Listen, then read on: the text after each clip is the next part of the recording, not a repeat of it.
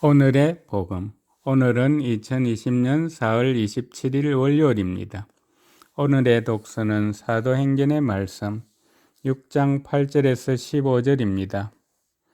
그 무렵 은총과 능력이 충만한 스데파노는 백성 가운데서 큰 이적과 표징들을 일으켰다.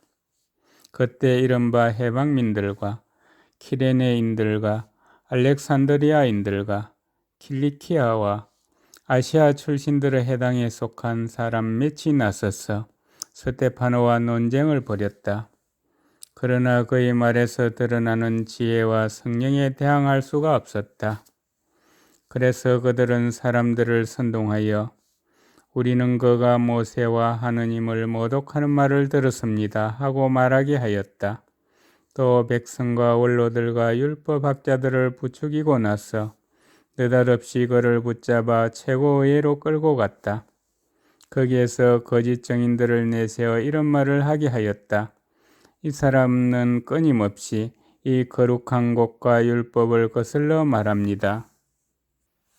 사실 저희는 그 나자렛 사람 예수가 이곳을 허물고 또 모세가 우리에게 물려준 간섭들을 뜯어 고칠 것이라고 이자가 말하는 것을 들었습니다. 그러자 최고의회에 앉아있던 사람들이 모두 스데파노를 유심히 바라보았는데 그의 얼굴은 천사의 얼굴처럼 보였다. 주님의 말씀입니다. 오늘의 복음은 요한이 전한 거룩한 복음 6장 22절에서 29절입니다. 예수님께서 5,000명을 먹이신 뒤 제자들은 호수 위를 걸어오시는 예수님을 보았다. 이튿날 호수 건너편에 남아있던 군중은 그곳에 배가 한 척밖에 없었는데 예수님께서 제자들과 함께 그 배를 타고 가지 않으시고 제자들만 떠났다는 것을 알게 되었다. 그런데 티베리아스에서 배 몇 척이 주님께서 감사를 드리신 다음 빵을 나누어 먹이신 곳에 가까이 와 닿았다. 군중은 거기에 예수님도 계시지 않고 제자들도 없는 것을 알고서 그 배들에 나누어 타고 예수님을 찾아 카파르나움으로 갔다. 그들은 호수 건너편에서 예수님을 찾아내고 랍비 언제 이곳에 오셨습니까? 하고 물었다. 예수님께서 그들에게 대답하셨다. 내가 진실로 진실로 너희에게 말한다. 너희가 나를 찾는 것은 표징을 보았기 때문이 아니라 빵을 배불리 먹었기 때문이다. 너희는 썩어 없어질 양식을 얻으려고 힘쓰지 말고 길이 남아 영원한 생명을 누리게 하는 양식을 얻으려고 힘쓰라. 그 양식은 사람의 아들이 너희에게 줄 것이다. 하느님 아버지께서 사람의 아들을 인정하셨기 때문이다. 그들이 하느님의 일을 하려면 저희가 무엇을 해야 합니까? 하고 묻자 예수님께서 그들에게 대답하셨다. 하느님의 일은 그분께서 보내신 일을 너희가 믿는 것이다. 주님의 말씀입니다. 오늘의 묵상은 박기석 사도 요한 신부님께서 해주십니다.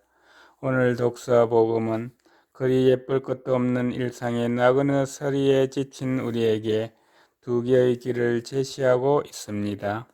우선 독서를 통하여 우리는 교회의 첫 순교자인 스데파노가 걸었던 길을 따라가게 됩니다.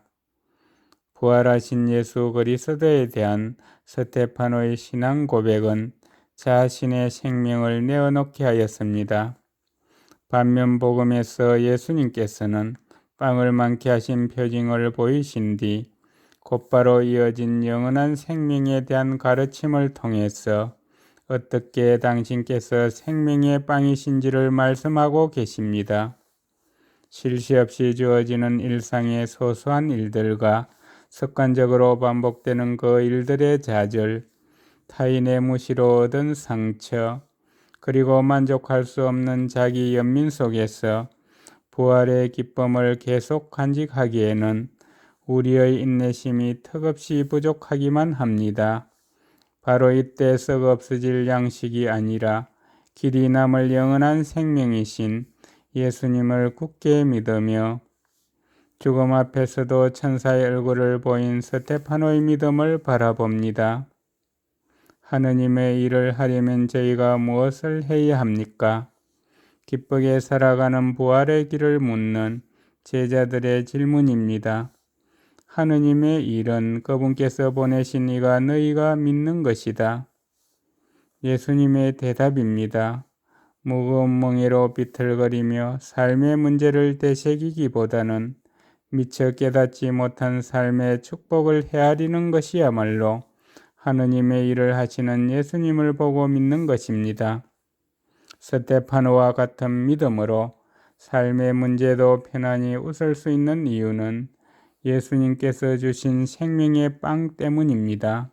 내 살을 먹고 내 피를 마시는 사람은 내 안에 머무르고 나도 그 사람 안에 머무른다.